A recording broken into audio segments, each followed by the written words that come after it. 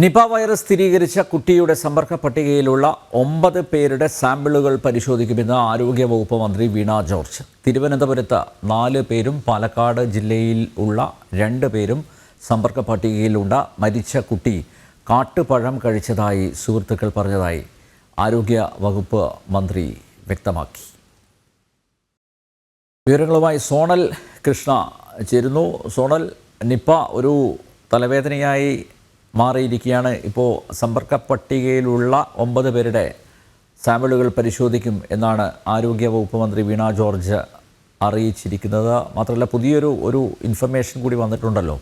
ഈ മരണപ്പെട്ട കുട്ടി കാട്ടുപഴം കഴിച്ചു എന്ന ഒരു വിവരം സുഹൃത്തുക്കളുടെ ഭാഗത്ത് നിന്ന് ലഭിച്ചിട്ടുണ്ട്. എന്താണ് ഇതുമായി ബന്ധപ്പെട്ട കൂടുതൽ വിശദാംശങ്ങൾ?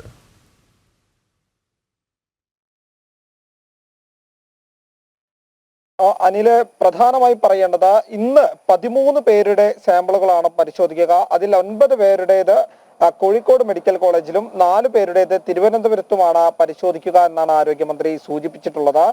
ഇതുകൂടാതെ സമ്പർക്ക പട്ടികയിൽ എണ്ണം വർദ്ധിക്കുന്ന സാഹചര്യമുണ്ടായി. 350 പേരായി നിലവിൽ സമ്പർക്ക പട്ടികയിലുള്ളത്. പുതിയ റൂട്ട് മാപ്പ് ഉൾപ്പെടെ പുറത്തിറക്കുന്ന ഒരു സാഹചര്യമുണ്ട്.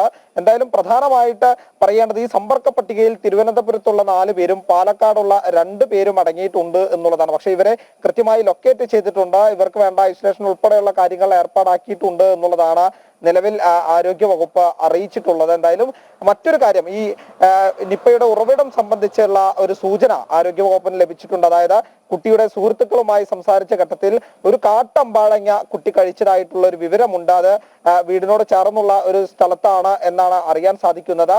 ഒരു പക്ഷേ അതായിരിക്കാം ഉറവിടം എന്നുള്ള ഒരു സാധ്യത ആരോഗ്യവകുപ്പിനുണ്ട്. അതിനുവേണ്ട പരിശോധനകൾ നടത്തുകയാണ്. പരിശോധനകൾക്ക് ശേഷം മാത്രമേ അത് സ്ഥിരീകരിക്കാൻ കഴിയൂ എന്നുള്ള കാര്യം കൂടി പറഞ്ഞിട്ടുണ്ട്. എന്തായാലും ഒരു സൂചന ലഭിച്ചിട്ടുണ്ട് എന്നുള്ളതാണ് ആരോഗ്യവകുപ്പിന്റെ ഭാഗത്തു നിന്ന് അറിയാൻ സാധിച്ചിട്ടുള്ളത്. എന്തായാലും പ്രതിരോധ പ്രവർത്തനങ്ങൾ ഊർജിതമാക്കുന്നതിന്റെ ഭാഗമായിട്ട് കേന്ദ്ര സംഘം ഇന്നലെ രാത്രിയോടെ കോഴിക്കോട് എത്തിയിട്ടുണ്ട്.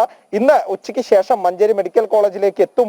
അവർ കൃത്യമായ സ്ഥിതിഗതികൾ വിലയിരുത്തും എന്നാണ് അറിയാൻ സാധിക്കുന്നത്. എന്തായാലും വൈകിട്ടോടെ ഈ സംഘം ഉൾപ്പെടുന്ന ഒരു യോഗം മലപ്പുറത്ത് ചേരുന്നുണ്ട്. ആരോഗ്യമന്ത്രിയുടെ അധ്യക്ഷതയിൽ തന്നെ ആയിരിക്കും യോഗം ഉണ്ടാവുക എന്നുള്ളതാണ് അറിയിച്ചിട്ടുള്ളത്. അതിനുശേഷവും കൃത്യമായിട്ടുള്ള ഒരു വിവരം ആരോഗ്യവകുപ്പ് നൽകും. അതായത് ഇന്ന് ടെസ്റ്റ് ചെയ്തിട്ടുള്ള സാമ്പിളുകളുടെ റിസൾട്ട് ഉൾപ്പെടെ ഇന്ന് വൈകിട്ട് യോഗത്തിൽ പറയും, അല്ലെങ്കിൽ വ്യക്തമാക്കും എന്നുള്ളതാണ് നമുക്ക് അറിയാൻ സാധിക്കുന്നത്. ഇന്നലെ ടെസ്റ്റ് ചെയ്ത 7 കേസുകളും നെഗറ്റീവ് ആകുന്ന സാഹചര്യമാണുള്ളത്.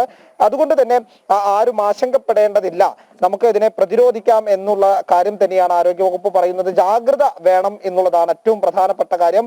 2 പഞ്ചായത്തുകൾ, അതായത് ഈ കുട്ടിയുടെ വീടുള്ള പഞ്ചായത്തും കുട്ടിയുടെ സ്കൂളുള്ള പഞ്ചായത്തും പാണ്ടിക്കാട് ആനക്കയം പഞ്ചായത്തുകളിൽ കർശന നിയന്ത്രണങ്ങളാണ് ഇതുമായി ബന്ധപ്പെട്ട് ഏർപ്പെടുത്തിയിട്ടുള്ളത്. പക്ഷെ ഇന്ന് +1 അലോട്ട്മെന്റുമായി ബന്ധപ്പെട്ട ഈ പരിധിയിൽ, അതായത് നിയന്ത്രണം ഉൾപ്പെടുന്ന പരിധിയിൽ 3 സ്കൂളുകളാണുള്ളത്. അവിടെ കൃത്യമായ പ്രോട്ടോകോൾ പാലിച്ചുകൊണ്ട് അഡ്മിഷൻ നടക്കുന്നുണ്ട് എന്നാണ് ആരോഗ്യമന്ത്രി പറഞ്ഞിട്ടുള്ളത്. ഇന്നലെ വിദ്യാഭ്യാസ മന്ത്രിയുമായി ആരോഗ്യമന്ത്രി കൃത്യമായിട്ട് കമ്മ്യൂണിക്കേറ്റ് ചെയ്തിരുന്നു. ഇതുമായി ബന്ധപ്പെട്ട വ്യവസ്ഥകൾ ഒരുക്കിയിട്ടുണ്ട്. അകലം പാലിച്ചുകൊണ്ട് N95 മാസ്ക് ഉൾപ്പെടെ ധരിച്ചുകൊണ്ട് കൃത്യമായ പ്രോട്ടോകോൾ പാലിച്ചാണ് അവിടെ കാര്യങ്ങൾ നടക്കുന്നത് എന്ന് ഇന്നും ആവർത്തിക്കുന്ന ഒരു സാഹചര്യമുണ്ട്. എന്തായാലും സ്കൂളുകൾക്കൊക്കെ അവധി പ്രഖ്യാപിച്ചിരിക്കുകയാണ് ഈ 2 പഞ്ചായത്തിലും. വലിയ കർശനമായിട്ടുള്ള നിയന്ത്രണം 2 പഞ്ചായത്തിലും ഏർപ്പെടുത്തിയിട്ടുണ്ട്. എന്തായാലും ആശങ്കകൾ വേണ്ട, നമുക്ക് ജാഗ്രതയാണ് വേണ്ടത് എന്നാണ് ആരോഗ്യവകുപ്പും ആവർത്തിച്ച് പറയുന്നത്. അനില.